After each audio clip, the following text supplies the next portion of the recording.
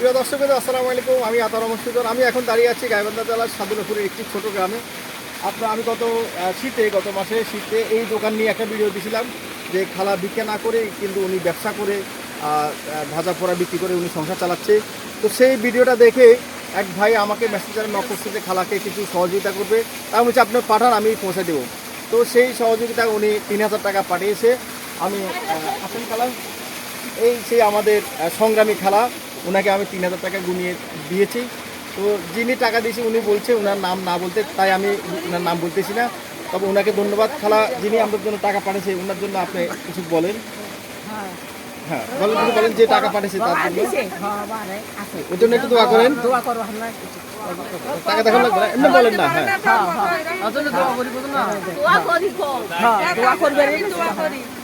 তো এই যে দেখেন এলাকার মানুষও কিন্তু খুশি এভাবে, কারণ এলাকার মানুষের সহযোগিতা নিয়েই এই খেলা কিন্তু চলতেছে।